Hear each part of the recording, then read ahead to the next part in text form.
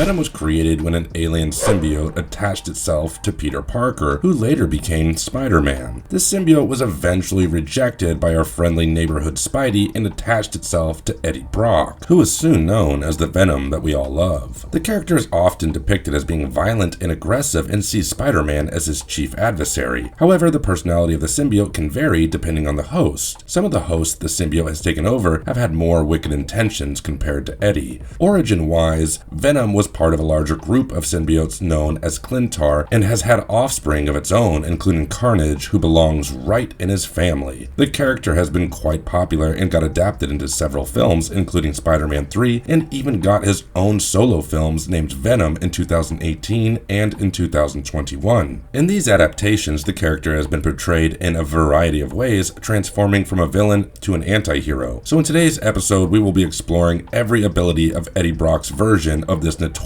anti-hero. But before we go into our explanation, we have a very small request. If you like our content, please support us by subscribing to our channel. This is a small click for you, but for us, it means a lot. So thank you, and let's begin.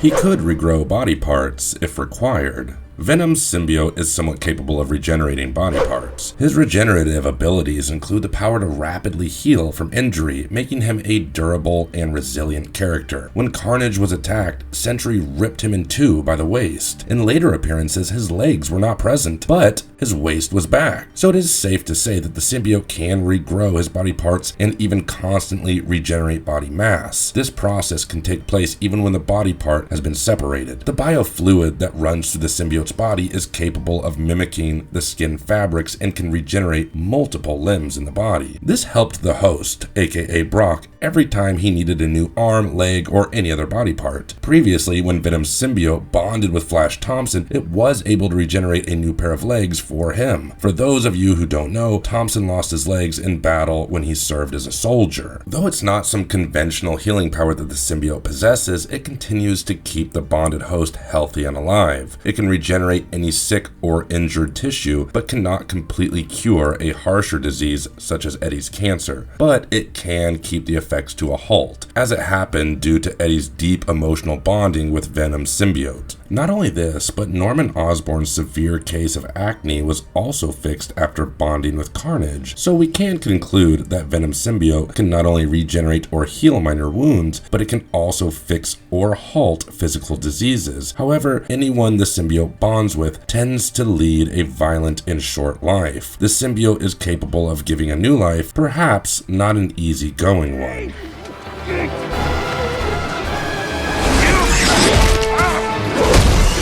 How durable is Venom's physical structure? Venom is an alien symbiote that has a liquid-like physical structure who can thrive only by bonding with a host. Eddie holds immense and enhanced strength due to the symbiote that comprises his body, which grants him powers similar to those of Spider-Man. He is capable of lifting heavy objects and overpowering opponents in physical combat, and is often shown as being able to easily overpower other heroes and villains. Venom's bond, however, is mostly with a human, and he enhances his powers by taking control over their mind and body. He can increase the physical strength of his host, and this goes to the extent where they transform into a more muscular version of themselves while also enhancing their physical size. Venom has sharp, long, monstrous teeth. His abnormally long tongue with dripping, gooey saliva adds to his anti-hero character. Venom, with Eddie Brock, is simply unstoppable due to their love-hate relationship bond. Venom does grant Eddie some powerful abilities, among which the most iconic one is the biofluid webbing abilities. As the Venom symbiote bonded with our friendly neighborhood superhero Spider-Man, he absorbed many of his abilities, which later on were transferred to the next host. So Brock can now shoot webs from his body, climb tall buildings, and even stick on walls like Spidey. The webbing abilities directly originate from the own mass of the symbiote, and the webs are often used as weapons or even as protective shields. Though Venom's appearance and name just sounds like it wouldn't hesitate to physically injure its host, The symbiote, in fact, is the source of amazing powers and abilities. It can absorb the adrenaline of its host and make them somewhat resistant to external injuries. Eddie could use the gooey black of Venom as a shield to protect his own physical body from any attacks. Venom's body is resistant to blades, bullets, kicks, and punches. This means Eddie would be protected from any such attacks as the symbiote forms a padding around his body. Eddie could also breathe underwater without being choked or drowned only because of Venom. Sounds like a pretty good day to get a symbiote attached to you, doesn't it? But out of everything, our favorite trait has got to be how Brock can be healed from anything, including bodily injuries, with the help of the symbiote, making him stronger than ever.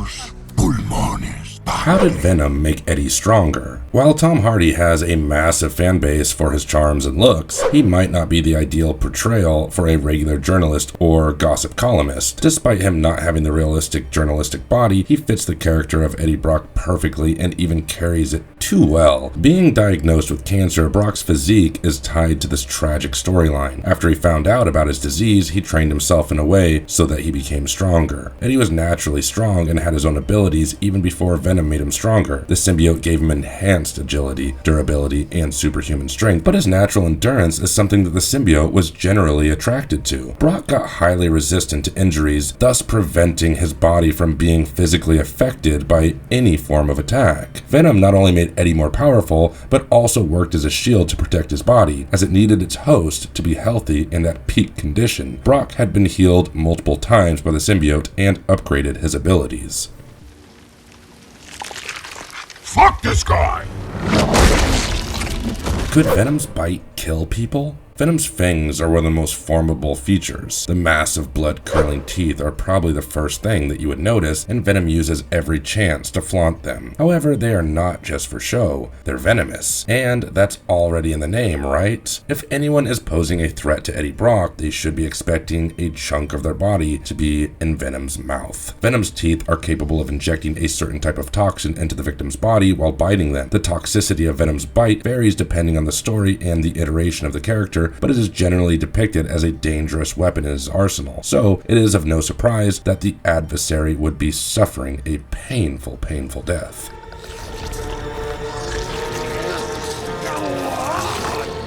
How do symbiotes like Venom reproduce? When it comes to reproduction, symbiotes do not follow your standard procedure. They do not reproduce in the traditional sense, as they are not biological organisms. Instead, they are sentient alien creatures that require a host organism to survive. They can bond with a host, typically by physically attaching to their body, and can control their host's actions to some degree. They can also leave their host and bond with another host if necessary. Once bonded, the symbiote can control the host's actions to some degree and can grant them enhanced strength, speed, and other abilities. The host can also develop a psychic link with the symbiote and can communicate with it telepathically. The process of reproduction for symbiotes is depicted differently in various comics and movies, but some depictions suggest that symbiotes can create offspring. In some comics, Venom is depicted as having a mate, and together they can create new symbiotes called spawns. These spawns can then bond with new hosts. For example, in Venom issue 20, written by Donny Cates, it is clearly mentioned that the symbiotes feel the inner urge to create progeny in the face of personal threat, or if the hive mind is in danger. The term for passing their genes down is codex. It is used to refer to a piece of genetic material that contains all the information necessary for a symbiote to create offspring. The codex is depicted as a small, mobile, and autonomous piece of the symbiote that can detach itself from the parent symbiote and bond with a new host. Once bonded with a host, the codex can then use the host's genetic material to create a new symbiote, which then bonds with the host. The symbiotes have the ability to understand the seismic changes in their surroundings, and this might lead to them wanting to bolster their numbers. A hive mind is a term used to refer to a collective consciousness shared by a group of symbiotes. This means that all symbiotes in the hive mind are connected and can share information and coordinate their actions. In some depictions, symbiotes that are a part of a hive mind are able to communicate telepathically and can even merge together to form a larger symbiote. In the comics, Venom's hive mind is often depicted as being led by a central symbiote called the Queen. The Queen is able to control control all the other symbiotes in the hive mind and coordinate their actions. So if the central symbiote is endangered and has no chance of survival, the branch symbiotes find their own means to not let their race die, and usually their method of reproduction is asexual. As mentioned in Amazing Spider-Man issue 362, Eddie Brock explains to Spider-Man that his other, who is Venom, hails from a race that reproduces asexually via cloning. It is a once-in-a-generation occurrence, so each quote-unquote parent has only one offspring, and since it is a clone, the offspring is its own being and does not hold any importance to its quote-unquote parent's life, and there is no concept of a family or belonging in Venom's race. In Space Knight number 12, Venom shows the readers and Spider-Man a glimpse of another method that symbiotes use to make progeny. On the former planet of Clintar, Venom and his kind were born from a group of eggs. They were bred in mass so that they could become the agents of the cosmos and travel far across the universe in search of new places to settle. But in order to lay eggs or even have mates, the symbiotes of the shattered Clintar were too egotistic, selfish, and petulantly psychopathic to collaborate with anyone, even for the sake of their race. But the most interesting exception was the birth of Dylan Brock, yes, the son of Eddie, Annie, and also Venom. In Along Came a Spider, Eddie and Annie are talking on a phone which was connected from one police station to another. Across the panels, we can see that half of Venom's form is clinging to Eddie, and the other half has somehow traveled through the phone line and clung onto Annie. The policeman behind her is shocked and exclaims what is going on and why she looks like she is in pure ecstasy. After some time, Eddie manages to call Venom back because when they were both under the symbiote's hold, their minds had almost melded together like a collective brain, and this caused them to exchange memories like never before. Annie knows the deepest secret that Eddie has hidden, and Eddie knows everything that Annie never told him about her. Shortly afterward, Annie gets pregnant, and this only means one thing. The child is a product of both Eddie and Annie's genes, and also Venom's codex.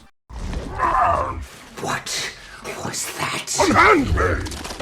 Is Venom susceptible to telepathy? Venom and other symbiotes are often depicted as being resistant to telepathy. This means that they are able to resist or block attempts by telepathic beings to read their thoughts or control their actions. This ability to resist telepathy is often depicted as a result of the symbiote's alien nature and its unique biology. And since Venom usually speaks to Eddie while forming a little extension of himself, we can at least say that he is semi-resistant to telepathy. In some depictions, symbiotes are shown as beings completely immune to telepathy, while in others, they are only partially resistant. For example, in some cases, telepathic beings are able to make limited contact with the symbiote's host, but are unable to communicate directly with the symbiote itself. There are also instances where symbiotes can communicate with others, including their host, through telepathy, but only to a limited extent. When Venom attached himself to Brock, he ensured that no one else could infiltrate his host's mind, quite like that saying, "Two's a company, three's a crowd." But the exception to this would be Charles Xavier and perhaps Jean Grey, due to their extensive telepathic abilities. It might be a little hard to crack the barrier open, but nothing's impossible for Professor X. That's ridiculous. That's what they That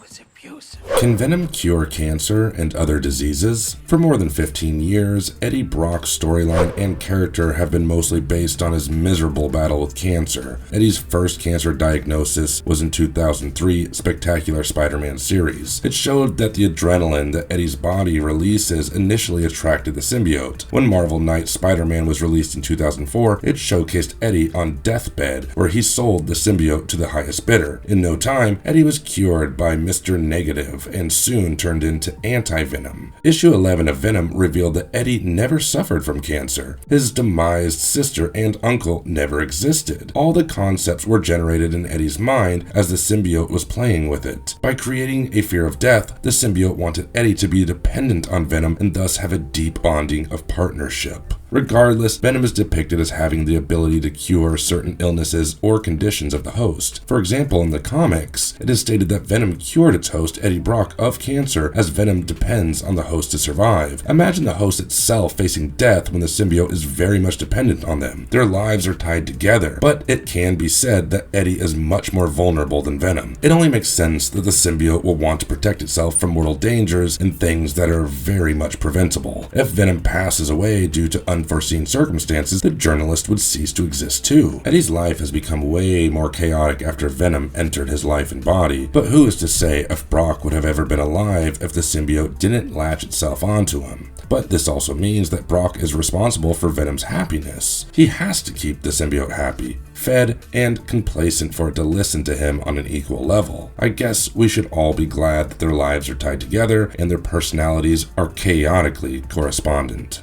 To fly, you are a bottom feeder.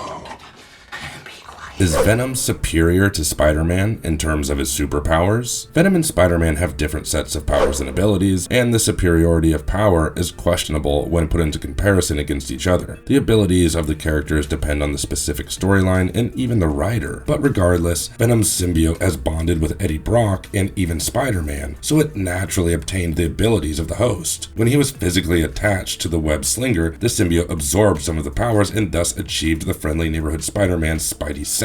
After getting in touch with Spider-Man, the symbiote could fully understand the mechanism of Spider senses and the other powers that Spidey possesses. So when he got attached to another host, he could pass on the abilities that he got from the previous host. This made him more and more powerful each time he would choose a new host. This is one of the reasons why Brock is never really sweating it about Spider-Man getting to know Venom's moves, as the symbiote is already familiar with Spider-Man's abilities. In terms of raw power, Venom may be stronger than Spider-Man, but Spider-Man's agility gives him the edge in combat. Ultimately, the outcome of a confrontation between the two characters would depend on the specific circumstances of the battle. And with that, we come to the end of our video today. Venom has been one of the most popular anti-hero characters in the Marvel Comics universe. The character has gained a large and dedicated fan base. Venom's popularity has been skyrocketing since the release of the first solo film in 2018. Even the 2021 solo film named Venom 2 has been quite popular in the MCU. Venom's notorious nature, humorous inputs, and complex and conflicted characteristics are something the fans adore, along with his dark and brooding demeanor. Some fans also enjoy the character's anti-heroic traits and his struggle with his own inner demons. His dynamic and turbulent relationship with Spider-Man is also something that made him one of our favorite characters. Venom's popularity is fueled by his distinctive appearance, with the black and white symbiote costume being one of the most recognizable in the Marvel Comics universe. If you did not know already, Tom played both Venom and Brock, which is quite a marvelous feat in our opinion. So stay tuned for more such details and videos about our favorite characters, and also smash that like button and stay tuned for more videos in the future. And until then, have fun and be safe. Thank you guys. He did not taste good.